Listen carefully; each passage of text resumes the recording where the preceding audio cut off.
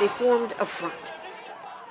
Indigenous youth who've been drawing attention to the climate crisis for years, taking the lead, creating a bit of a shield for the tiny figure with the outsized impact.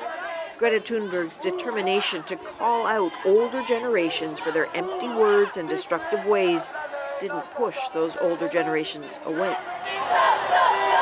Instead, it drew clusters in their 50s, 60s, 70s, and beyond with a "we're sorry" message. What do we want? And sometimes a hearty "we really did try." David Lang certainly did. In 1973, I built an electric car. I took an Austin Mini, converted it to electric motor using an aircraft starter motor from the DC-3. Electric cars are the future. We have to get off fossil fuels, and nothing gets done. This can't go on What makes forever. you think this is different, though? Or do you? Well, I think things are coming to a head now. People are realizing that it's really important. All day in Montreal, on the fringes of a swell of youth, seniors slid into the crowds. Some talked of wishing they had this sort of support decades ago when people mocked them for their environmental consciousness. Some acknowledging they were too late to the realization. We weren't mindful of our climate. We weren't aware. We didn't follow our parents' initiatives. Brown paper bags for our groceries. Going for cars. Spreading out our cities so that it's harder to get around. Not having the public transportation that we need. Eating too much meat. What do you want to say That we can come together on something and recognize that this is a problem that needs to be addressed. What's your name? Anais. At times, there was an odd confessional feel to some of the conversations. We didn't pay too much attention to environment. We were busy in doing all kind of things which makes our life easy. So Iqbal was just telling me that, well, that you feel guilty, right? I feel guilty because it happened. All these things happened under our watch. Well, I mean, I feel that it's something it's been ever since like the Industrial Revolution. That's been the mentality that whatever you can produce it as much as you want. So why make it last? Especially if we live in an economy that the point is to buy all the time. So I mean, if you feel guilty, I'm sorry, and I think it's good that people recognize responsibility.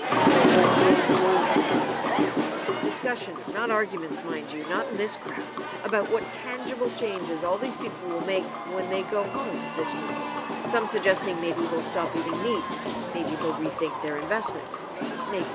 Now we're the hardest hit people in the north. I know. I cry for you people. I'm touched every day. What have people said to you today? Have people come up to you and talk to you? Some people came up to me to take pictures saying thanks for joining, but really we've always been there.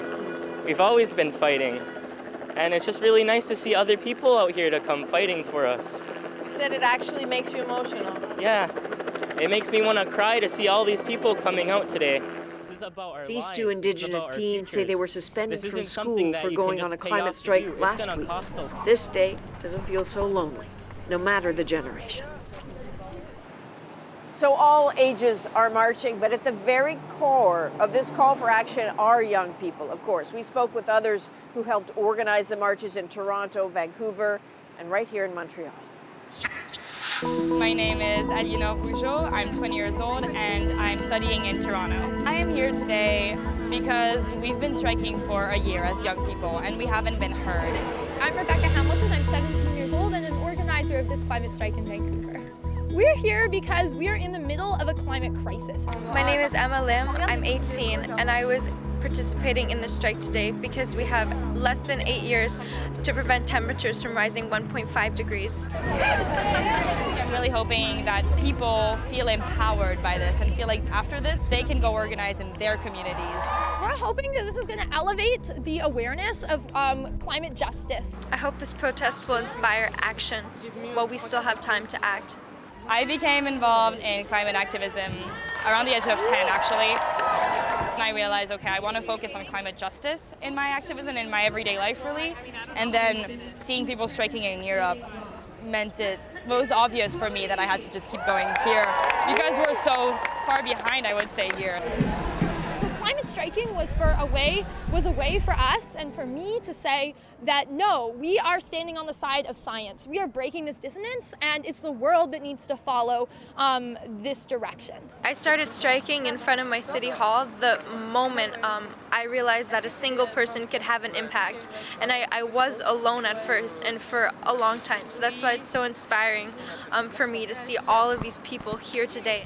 Greta Thunberg definitely enabled me to find kind of the way to address the systematic problems. I have been inspired by Greta Thunberg, and I think that there's also so many other amazing young organizers all around the world. I think Greta was the catalyst for the climate action. You know, she's only been doing this for a year, and so what her impact was that she showed people that even a little bit could make a big difference. Her idea of striking, it just occurred to me, I was like, that's it, that's the way we do it. I want our government to start taking this seriously. During World War II, the war was the lens through which every government decision was made, and we need climate to become the same lens. I want Canada's elected officials to develop a comprehensive plan to stay below 1.5 degrees of global warming. So I really want them to see this beyond the partisan lines as a human thing. And you know, if you're gonna take off your politician mask for a second and think in terms of a person, do I wanna be responsible? Do I wanna be on the side of history that resisted the change we need to be saved? I hope you don't, because you shouldn't be in government otherwise, yeah.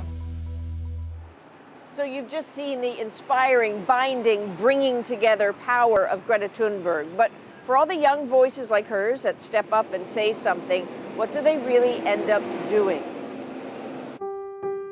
One child, one teacher, one book, and one pen can change the world. Remember, Malala Yousafzai is from Pakistan's Swat Valley, where the Taliban tried to kill her for speaking out for girls' education in 2012. Now it's time to speak up. Her activism only accelerated after the attack. Through the Malala Fund and her Nobel Peace Prize money, this school for girls got built. 180 girls now attend. Would they have had that chance without Malala? The fundraising has also helped girls in Kenya, Lebanon, and Turkey. And Malala continues to speak on a global stage. They say that no laws could have been able to prevent the hundreds of senseless tragedies that have occurred. We call BS! After 17 people, mostly children, were gunned down at a Florida high school in 2018, the youngest voices were the loudest, and soon they organized with a message: never again. That was the rallying cry for hundreds of thousands of people around the world to march. To the leaders, skeptics, and cynics, welcome to the revolution. But how real was the revolution? In the state of Florida, the Parkland pressure helped raise the minimum age to buy a rifle and banned bump stocks. That's a deadly accessory that makes rapid firing easier. Major retailers tightened their rules. One even got out of the assault-style rifle business completely. Small measures, and certainly the mass shootings have not stopped, but perhaps a lasting legacy of these young people was the ability to organize and sustain. Not far from where I live, there are communities that have lived through boil water advisories. I ask myself, why is it this way, and why in my province? Why in my country? And before the summer of Greta, there was autumn.